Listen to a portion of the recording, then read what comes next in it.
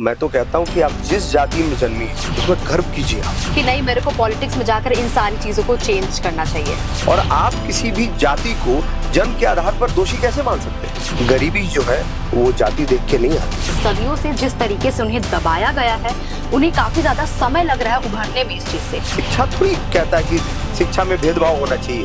दोस्ती में भी जातिवाद देखा जा रहा है। तो हम तो हमेशा आपके सोल्जर बन के काम किए हैं, और जब आपके लिए हम लड़े तो हमारी जनसंख्या कम हो गई। अरे भाई, जब जब गुलों को जरूरत पड़ी तो लहू से सींचा है हमने, और आज जब गुले बाहर आ गई तो कहते हो तुम्हारा काम क्या है? अचानक से तेज प्रताप यादव की पार्टी से जो वास्ता टूटा है, और जिसके लिए लड़ाई लड़ रहे थे तो मेरा अपना हो ही नहीं सकता और हो ही नहीं रहा। हम तुमको सम्मान दे रहे हैं तो हमको जूते मारने की बात कर रहे हैं। भीमराव अम्बेडकर को अपना आदर्श मानते हो, उसने ही कहा है कि 50% से ज्यादा आरक्षण की सीमा नहीं होनी चाहिए। जो उस पार्टी में कुछ लोग ऐसे हैं जो नहीं चाहते हैं कि तेज प्रताप जी का ग्राफ आगे जाए। डीएनए में एकदम भरा हुआ है जातिवाद, बहुत ज्यादा। ये भेदभाव पंडित जी थोड़ी करते हैं, ये भेदभाव तो सरकार कर रही है। लेकिन ऐसे बहुत सारे लोग हैं जो इस तरीके से नहीं सोचते हैं। आपके देश में आज डॉक्टरों की कमी क्यों हो रही है? आपके देश में अच्छे इंजीनियर्स की कमी क्यों हो रही है? कि आरक्षण का लाभ मिले, लेकिन जो नीडी है उसको मिले, ग्रीडी को नहीं मिले। नमस्कार, मैं निकेता शर्मा, आप देख रहे हैं न्यूज हाट, और आज हमारे साथ जुड़े हैं यूथ आइकन। जी हाँ, जो चाहे शिक्षा हो, चाहे समानता हो या फिर जातिवाद हो, इन सारी चीजों को लेकर, इन सभी मुद्दों को लेकर काफी ज्यादा वोकल है, बुलंद तरीके से अपनी आवाज को जनता के सामने रखते हैं। और आगे हम ये भी इनसे बात करेंगे कि तेज प्रताप यादव के पार्टी से ये जुड़े हुए थे, प्रदेश अध्यक्ष भी रह चुके हैं, लेकिन आखिर ऐसा क्या हुआ जिसके कारण इनका वास्ता जो है वो अचानक पार्टी से टूट गया। तो चलिए इन सभी चीजों के बारे में हम आज इनसे बात करेंगे। बहुत बहुत स्वागत है सर आपका न्यूज हाट में। आपका बहुत बहुत धन्यवाद जी। तो सबसे पहले हम बात करना चाहेंगे कि जैसे आपको ये टैग, बहुत बड़ा टैग मिला हुआ है यूथ आइकन, युवा लोग के मतलब काफी ज्यादा पसंद किए जाते हैं उन लोगों के बीच में। तो इस टैग को है जो आप कैसे देखते हैं और क्या जिम्मेदारी है आपके ऊपर?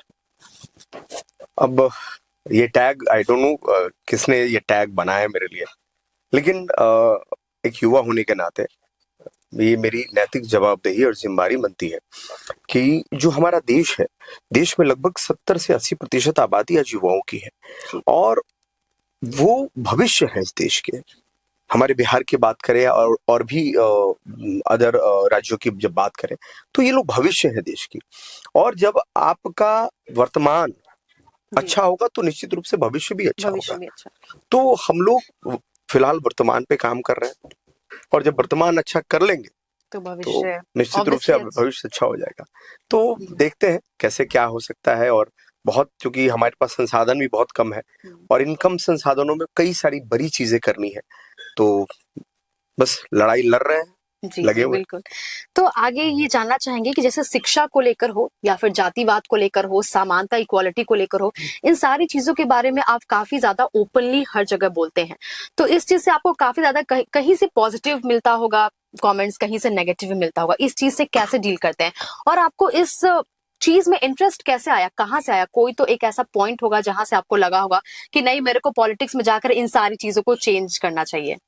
देखिए, पॉलिटिक्स में आके इन चीजों को जब एक बार अब जब गाड़ी ड्राइव करते हैं ना, तो पता है कि आपको कहाँ जाना है, लेकिन रास्ते में हर्डल्स मिलते हैं, जाम मिलता है, कोई अपने हिसाब से गाड़ी चलाता है, उससे आपको बच के चलना है। लेकिन अगर जब जरूरत पड़ती है कि मंजिल में जल्दी पहुंचना है और कोई आपके साथ ऐसा व्यक्ति बैठा है जिनको अच्छे तरीके से उस स्थान पे पहुंचाना है, तो गाड़ी उसी स्पीड और उसी रफ्तार से आप चलाते हैं। तो राजनीति भी इसी तरीके का है।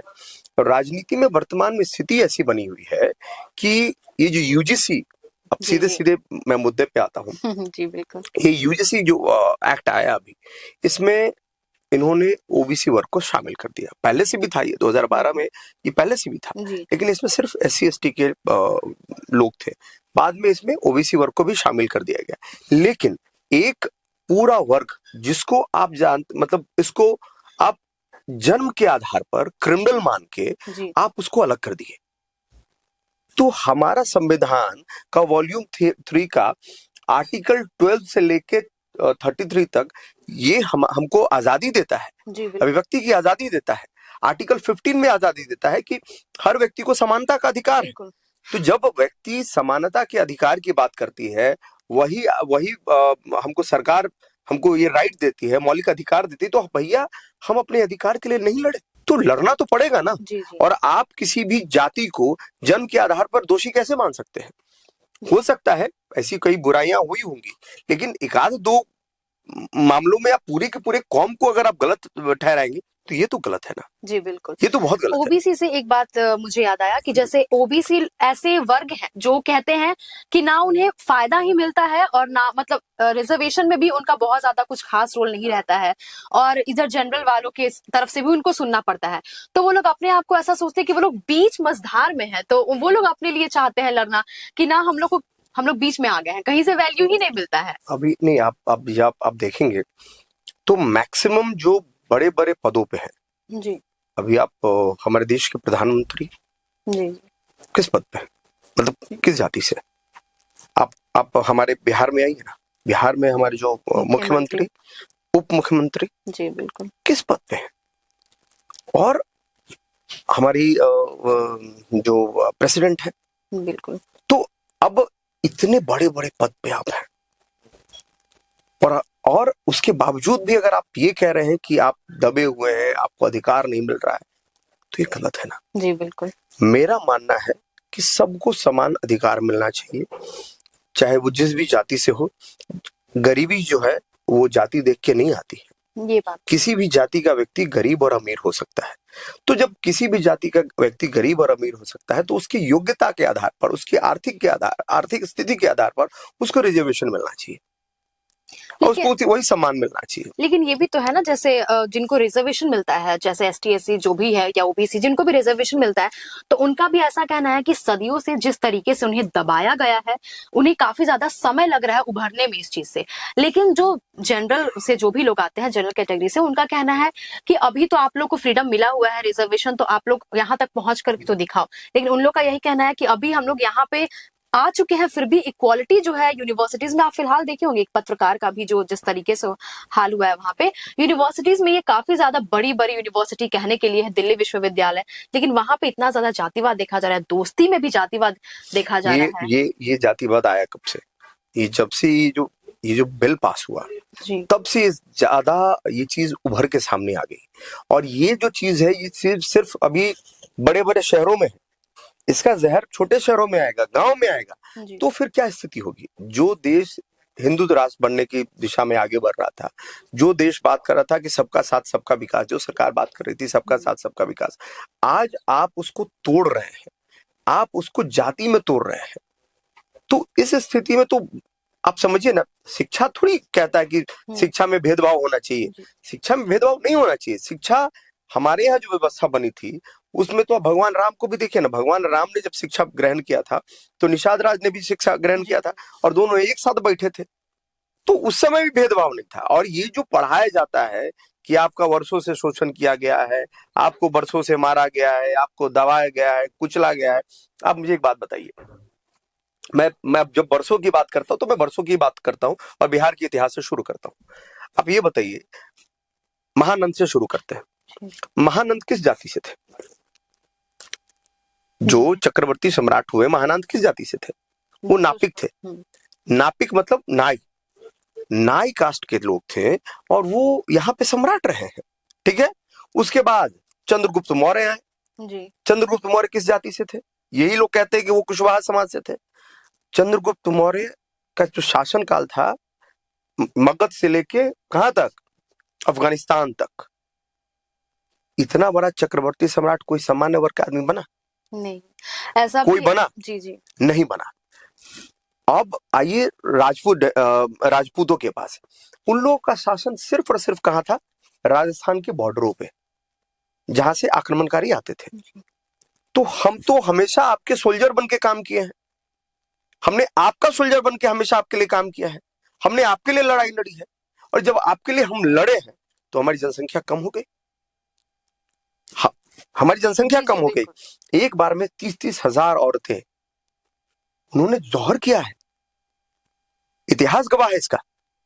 और उसके बाद आज आप कहते हैं कि हमने दबाया है, कुचला है। ऐसा कभी नहीं हुआ है। आज मैं बता दूं आपको, आज जो पुलिस है ना, जो सबसे छोटा अधिकारी है पुलिस का, हवलदार को मान लीजिए, ठीक है, हवलदार अगर आज पैसा ले रहा है किसी काम में, ठीक है, तो उसका दोषी जाहिर सी बात है कहीं जो ऊपर बैठा अधिकारी वो होगा, क्योंकि उसने ऐसी व्यवस्था बना दी है कि बिना पैसे के तुम्हारा काम नहीं होगा। आज सीओ पैसे ले रहे हैं या कोई भी पैसा ले रहा है, तो जो ऊपर वाला जो बैठा हुआ आदमी है, जाहिर सी बात है उसकी ट्रांसफर पोस्टिंग दुनिया जहान में पैसे का लेन देन है, तभी नहीं सब काम हो रहा है। तो उस समय भी ऐसे ही था। लेकिन ग्राउंड रियलिटी अगर देखा जाए, कहीं आप जाएंगे बात करेंगे किसी से, तो ये चीज ऐसा होता है कि अगर कोई आप कहीं कॉलेज में चले जाइए, स्कूल में चले जाइए, अगर कोई किसी पर्टिकुलर जाति से है तो उस चीज को उसका टैग दे दिया जाता है। मतलब उस चीज को क्या ऐसे नहीं बोल सकते, बट उनको बहुत बुली किया जाता है, ऐसा होता है। मैं तो कहता हूँ कि आप जिस जाति में जन्मिए उसमें गर्व कीजिए आप जी, और गर्व होना चाहिए। आप जिस भी जाति में जन्मिए, क्योंकि देखिए आप अगर जब तक अपने कर्मों को नहीं सुधारिएगा, आप अपने अंदर शिक्षा नहीं लीजिएगा। आप एक बात बताता हूँ, आरक्षण का जो लाभ है, अभी आप देखिए कि जो मीना लिखते हैं राजस्थान के कई जो शेड्यूल कास्ट में आते हैं, आप देखिए मैक्सिमम जगह पे आईएएस है, आईपीएस है, तो उन्होंने आरक्षण का लाभ लिया है जी। और हमारे यहाँ क्या व्यवस्था है, हम लोग अपने आप को, जो इस जाति से जो लोग आते हैं वो अपने आप को पिछड़ा समझते हैं, कमजोर समझते हैं कि हाँ भाई हम लोग कमजोर हैं, हम लोग ऐसे हैं, हम लोग ऐसे हैं, हम लोग आगे नहीं जा सकते, हम लोग ये नहीं कर सकते, हम लोग वो नहीं कर सकते। ऐसा कहीं नहीं है। यहाँ पे जो क्रीमी लेयर लागू है उसके अंदर संशोधन होना चाहिए, जो ये लोग करने नहीं देते। जैसे जो अमीर लोग हैं और वो उस जाति से है, तो जाहिर सी बात है यूनिवर्सिटी में सबसे पहले अमीर का बेटा जाएगा कि जो गांव में बैठा हुआ गरीब का बेटा वो जाएगा? जाहिर सी बात है जो अमीर का बेटा है वही जाएगा, क्योंकि उसके पास सारे संसाधन है। गांव में जो बैठा हुआ है वो तो भूख की आग में जी रहा है, उसको तो खाने को कुछ नहीं मिल रहा है, आज भी वो फूस के मकान में रह रहा है। और वो जिस मकान में रह रहा है और जिस जमीन पे रह रहा है, उसका जाके आप निकलवाइए खतियान, उसका इतिहास आप देखिए, वो किस व्यक्ति ने उसको दान दिया है या किस व्यक्ति के जमीन पे वो रह रहा है। अरे भाई, जब जब गुलों को जरूरत पड़ी तो लहू से सींचा है हमने, और आज जब गुले बाहर आ गई तो कहते हो तुम्हारा काम क्या है? हाँ? हमने तुम्हारे लिए हर चीज किया है और आज आप कह रहे हैं कि हम कौन है? आपको ये भारत देश बनाने में आजादी की जब लड़ाई लड़ी गई, तो आप देखिए कि सन 1857 में पहला व्यक्ति कौन था जिसने सिपाही विद्रोह किया था अंग्रेजों के विरुद्ध? कौन व्यक्ति था वो? उसका नाम था मंगल पांडे। उसके आगे कोई और टाइटल नहीं था जी। मंगल पांडे था। और आप जितने भी स्वतंत्रता सेनानी हैं उनको, उनकी लिस्ट को निकालिए आप, आपको पता चल जाएगा कि वो किस समाज से थे। देखिए, जाति की अगर बात करते जाएंगे तो फिर जाति ऐसी एक चीज है ना जो बहुत बड़ी डिबेटेबल टॉपिक है। इसके अंदर अगर आप जाएंगे तो वो तह तक जाते ही रहेंगे। मेरा ऐसा अभी तो अगर आगे की बात करें तो ऐसा सामने माहौल बन के आ रहा है कि यूजीसी जो एक्ट है उसके बारे में जो आपने बोला है, जिसके कारण इतना जो ओपनली हर जगह प्लेटफॉर्म्स वगैरह पे बोल रहे हैं, तो कहीं ऐसा भी हो सकता है, ये भी रीजन हो सकता है कि आपका जो अचानक से तेज प्रताप यादव की पार्टी से जो वास्ता टूटा है, कहीं इसके कारण भी तो नहीं? देखिए, मैं आपको बताता हूँ, मैंने उसमें वास्ता टूटा नहीं है मेरा, मैं तो उसी दल में हूँ। हमको निकाल दे, हम तो उसी दल में है अभी। जैसे हमने प्रेस कॉन्फ्रेंस आयोजन किया था, उस प्रेस कॉन्फ्रेंस में हमसे किसी पत्रकार बंधु ने पूछा कि यूजीसी में आपकी पार्टी की क्या विचार है, तो हमने कहा कि भाई इससे हिंदुत्व कमजोर होगा। अगर हिंदू हैं और ये बात कहेंगे कि भाई हमारी जो जाति व्यवस्था में बांटी गई है उसको नहीं बटना चाहिए, हमको सबको बराबर रखना है, सब एक जात रहो, हिंदू रहो, है ना। अब ये चीज लोगों को अगर बुरी लग गई और इसके लिए पूरी कमेटी आपने भंग कर दिया, यानी जाहिर सी बात है आपके मन में कुछ था, आप सवर्णों को देखना नहीं चाहते थे। और आज जब आपने वापस कमेटी में जब जिसको स्थान दिया वो किस जाति का आदमी है, यानी आपने वापस वही काम किया, आप आरजेडी पार्ट 2 बना ली। आपने वही कर लिया। यही हो रहा है। तो और जब होता है ना कि किसी को आत्मज्ञान हो जाता है, अब आत्मज्ञान तो हमको हो गया, हमको समझ में आ गया कि आखिर इतने दिनों से मैं दिशाहीन था। हम जिसको अपना मान रहे थे और जिसके लिए लड़ाई लड़ रहे थे, तो मेरा अपना हो ही नहीं सकता और हो ही नहीं रहा है। उसको तो जब जरूरत पड़ रही है तो वो अपने साइड पे खड़ा हो जा रहा है और मेरे विरुद्ध खड़ा हो जा रहा है। सबसे बड़ी बात तो ये है कि ये युद्ध मेरे ही विरुद्ध खड़ा हो जा रहा है। तो हम तो आपके लिए हर चीज करना चाह रहे हैं। आपके लिए आज आरक्षण लागू हुआ, कौन सा व्यक्ति था जो ओबीसी को 27% आरक्षण दे दिया? वो किस जाति का आदमी था? उसका नाम था विश्वनाथ प्रताप सिंह। हाँ, वो तो उसका नाम था विश्वनाथ प्रताप सिंह। और मैं आपको बताता हूं, उसके बाद यूनिवर्सिटीज में आरक्षण जब लागू हुआ तो उसका नाम क्या था? उसका नाम था अर्जुन सिंह। उसके बाद मैं बता देता हूं, अभी ये यूजीसी जो एक्ट आया है, इसमें 30 व्यक्तियों की सदस्य कमेटी है। इसके हेड पता है कौन है? दिग्विजय सिंह। और मैं आपको बता रहा हूं जी, जब हम देते हैं आपको, हम चाहते हैं कि आप आगे आइए, लेकिन आप क्या करते हैं? आप कहते हैं तिलक तराजू और तलवार इनको मारो जूते चार। अरे भाई, हम तुमको सम्मान दे रहे हैं, तू हमको जूते मारने की बात कर रहे हो। हम तुमको सम्मान दे रहे हैं, तू मुझे जूते मारने की बात कर रहे हो। तो ऐसे थोड़ी होगा। और मैं तो कहता हूं इस देश के पॉलिटिशियन को भी समझना होगा, क्योंकि जिस तरीके से ये जो चीजें चल रही हैं, आने वाले समय में तो हम तो दुश्मन बन जाएंगे। जिसकी जितनी संख्या भारी उसकी उतनी हिस्सेदारी। 85% आरक्षण दे दो। देख रहा हूं मैं अभी कुछ दिनों पहले कि भाई जिनको साथ रहना रहो, नहीं तो जिसको जाना है जाओ। अरे, आप जिस भीमराव अंबेडकर को अपना आदर्श मानते हो, उसने ही कहा है कि 50% से ज्यादा आरक्षण की सीमा नहीं होनी चाहिए जी। और आज 85% मांग रहे हो। यानी जिनके आदर्शों को तुम मानते हो वो झूठा है। और बाबा भीमराव अंबेडकर ने भी 10 वर्षों तक आरक्षण लागू किया था। जी, ये बात तो सही है। और आप इतने अयोग्य निकले कि उसको 70 वर्षों तक खींचते लेते चले आए, और उसके बावजूद भी उनको आप समान अधिकार नहीं दिला पा रहे। तो इसमें आपकी अयोग्यता है। आपको चाहिए ना कि जो गरीब आदमी है उसको ऊपर कैसे लाएं, उसके लिए कानून बनाइए ना। जो पिछड़े लोग हैं, जो गांव में रह रहे हैं, जो दलित हैं, जो आज खाने को मोहताज है, उनके लिए कानून बनाइए ना। जो ओबीसी समाज से है, जिनके पास रहने को अच्छा घर नहीं है, पढ़ने के लिए अच्छी व्यवस्था नहीं है, उनके लिए कानून बनाइए ना। आप बनाइए उनके लिए कानून, हम कभी उसका विरोध नहीं करेंगे। लेकिन आप मुझे एक ऐसे जगह पे खड़ा कर दीजिएगा कि आप इस कुल में जन्मे हैं, आप इस जाति में जन्मे हैं, आप दोषी हैं, तो ये हम होने बात क्या है ना कि ये आप एक इंडिविजुअल है जो इस तरीके से सोच रहे हैं, लेकिन ऐसे बहुत सारे लोग हैं जो इस तरीके से नहीं सोचते हैं। लेकिन वही है, be the change if you want to see. अगर आप देखना चाहते हैं चेंज को तो आप अपने आप से शुरुआत कर सकते हैं। लेकिन यही है कि ये छोटे पैमाने की अगर हम बात करें तो ये कुछ आप जैसे लोग हैं या हम जैसे लोग हैं तो इस चीज को देख रहे हैं। लेकिन बड़े पैमाने पे अगर बात करें तो अभी भी लोगों के अंदर कूट कूट कर, जिसको बोलते हैं ना, डीएनए में एकदम भरा हुआ है जातिवाद, बहुत ज्यादा। बहुत, ये बात तो है, भरा हुआ तो है। कुछ ऐसे इंडिविजुअल है जो इस चीज को नहीं मानते हैं, और नहीं मानते तो उस चीज पे भी होता है कि ये लेफ्टिस्ट है, ये है, ये वो है, ऐसी भी बातें होती हैं। तो ये थोड़ा मुश्किल है, डिबेटेबल टॉपिक तो है ये। लेकिन हम ये भी आपसे पूछना चाहेंगे कि क्या लगता है कि फिर से जुड़ाव होगा उनके साथ में, क्योंकि भाई की तरह हैं आप लोग। तेज प्रताप यादव जहां है वहां आप भी है साथ में, मतलब हर जगह पार्टी हो, फंक्शन हो, हर जगह एक साथ देखे जाते हैं, राम लक्ष्मण की तरह। तेज प्रताप जी को मैं अपना छोटा भाई मानता हूँ। उन्होंने कहा भी है कि आप हमारे बड़े भाई हैं, और तेज प्रताप जी से मेरी कभी कोई दुश्मनी नहीं है। उनको हमेशा छोटा भाई माना। बर्तन एक जगह रहेगा तो खट्टर पटर नहीं, उनसे कभी खट्टर पटर नहीं हुआ।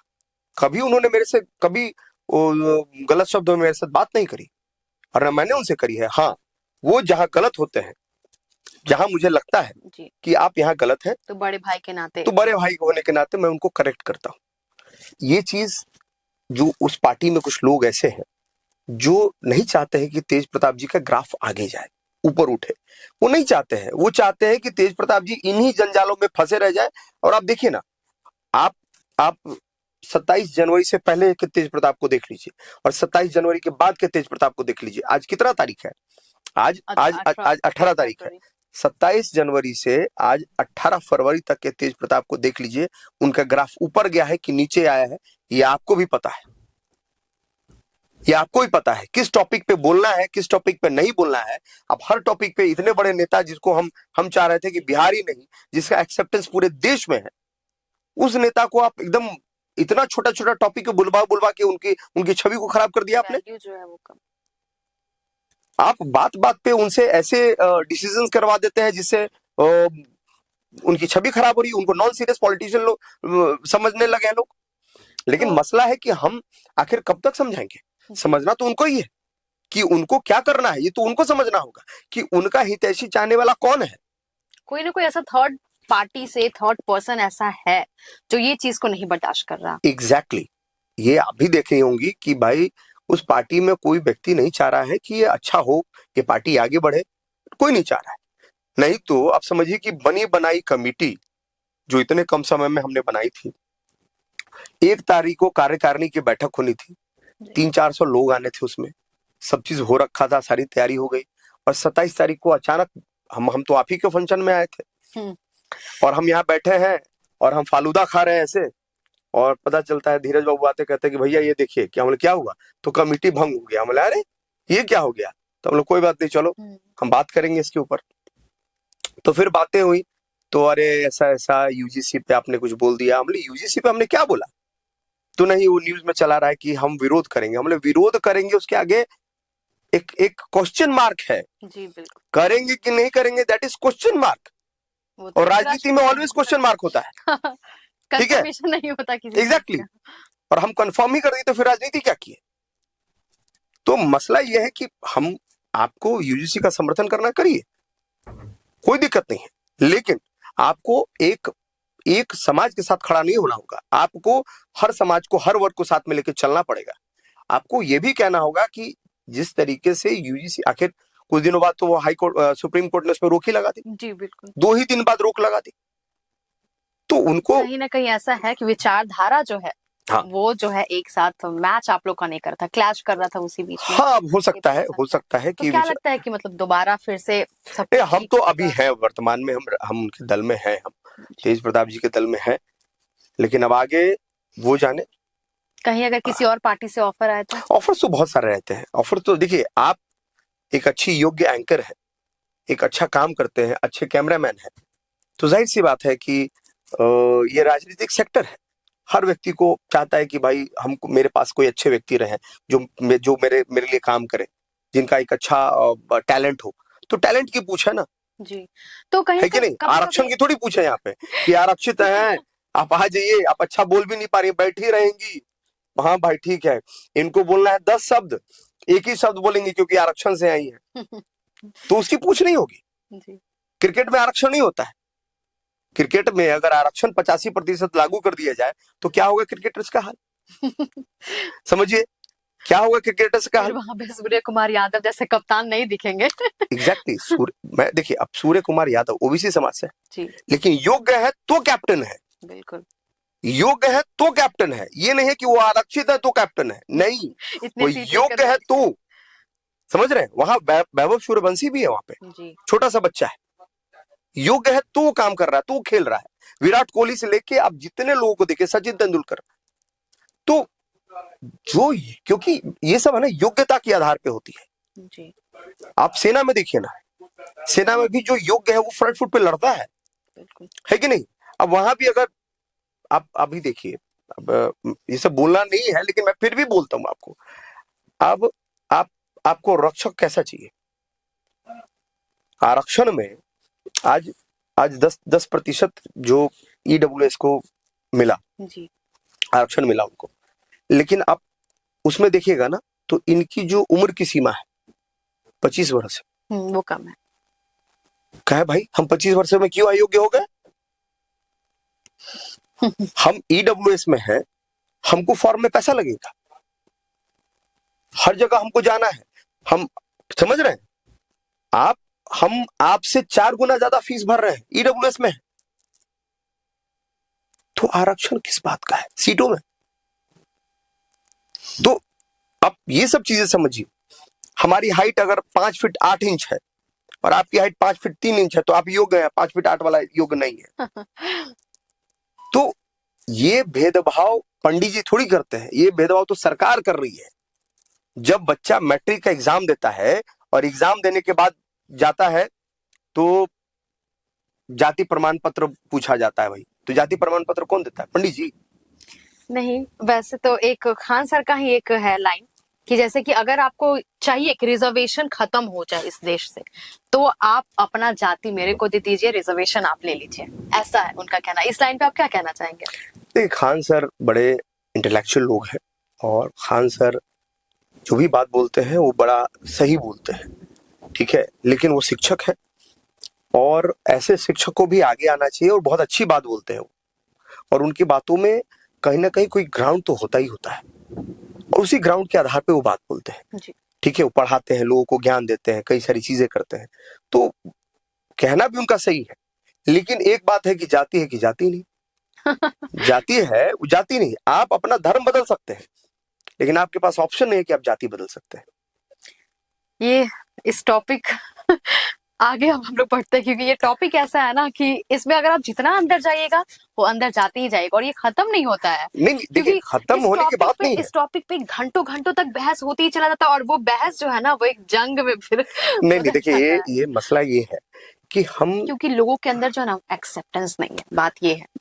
मैं वही तो कह रहा हूं कि हम चाह रहे हैं कि आप अपने समाज को, ठीक है, मैं अगर सामान्य वर्ग से हूं, मैंने अपने आप को कहता कि मैं स्वर्ण समाज से हूं, फॉरवर्ड हूं, नहीं, मैं सामान्य वर्ग से हूं, आम आदमी हूं, ठीक है, तो मैं सामान्य वर्ग से हूं लेकिन मेरे लिए हर वर्ग के लिए सम्मान है, हर वर्ग के लिए मेरे दिल में सम्मान है कि नहीं, अगर वो गरीब है, आप मेरे फेसबुक पे जाइएगा और देखिएगा कि मैंने किस तरीके से, जब बाढ़ आता है सरकार बाद में राशन पहुंचाती है, पहले मैं पहुंचता हूं वहां पे, मैं ये नहीं पूछता हूं तुम किस जाति के हो, मैं ये नहीं पूछता हूं तुम किस जाति को, उसको राशन देने से पहले।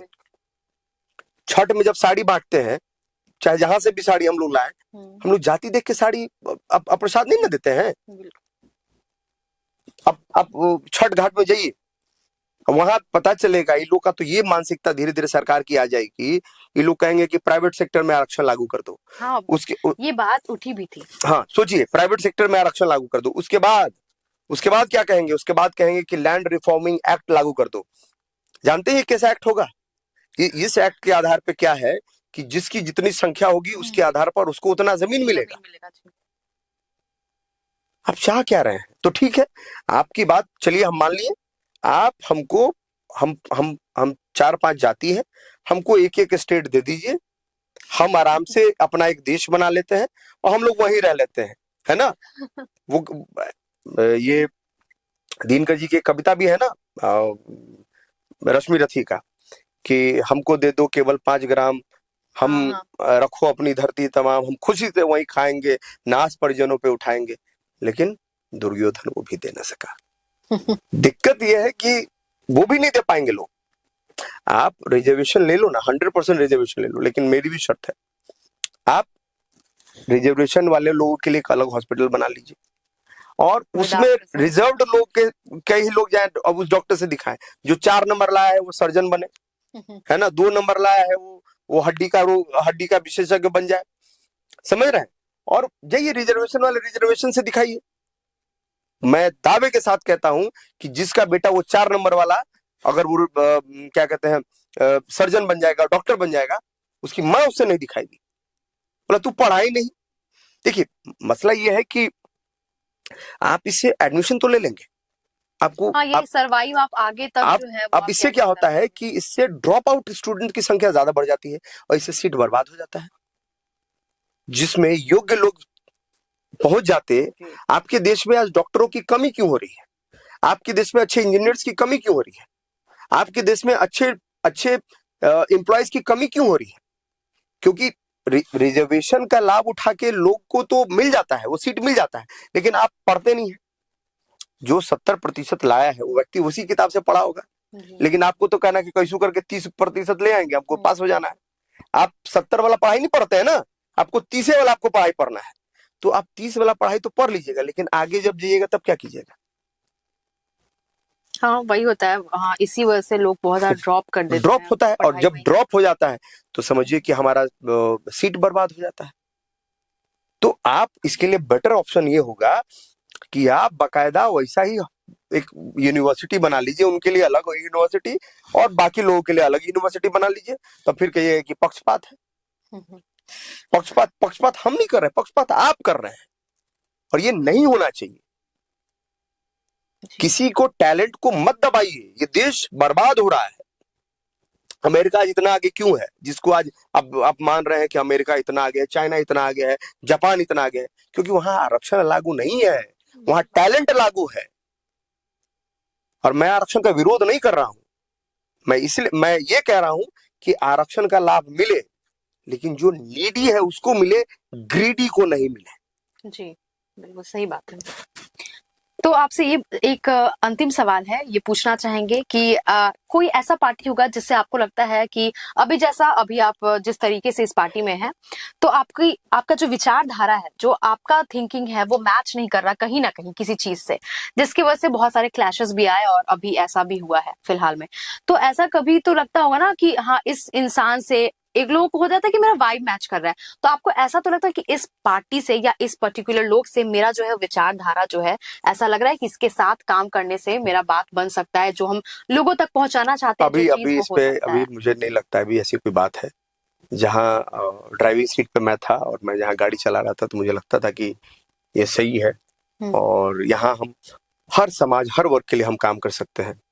और तेज प्रताप जी की जो छवि रही है, मुझे लगता था कि वो कर लेंगे।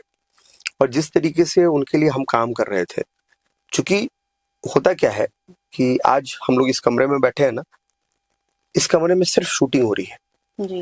लेकिन जब इसकी एडिटिंग होगी ना, वो बैक एंड पे होता है, फिर उसको इंटरनेट पे चढ़ाया जाता है। एडिटिंग पे कितनी सारी चीजें करनी पड़ती है, साउंड करेक्शंस करना पड़ता है, कौन सा क्लिप रखना है, कौन सा क्लिप नहीं रखना है, लंबा हो गया पता काटना पड़ेगा आपको, है ना, कौन सा एंगल रखना है, कौन सा एंगल नहीं रखना है, तो कई सारी चीजें होती है। और इससे ज्यादा काम बैक एंड पे होता है ना, बिल्कुल। और वो नहीं दिखता है लोगों को, रिजल्ट दिखता है। हाँ, वही बात है, आप कितना पीछे क्या किए वो किसी को नहीं दिखता। Exactly. फ्रंट में हम क्या है वही दिखता है। तो मसला ये है कि हमने बैक एंड पे बहुत काम कर रखा था।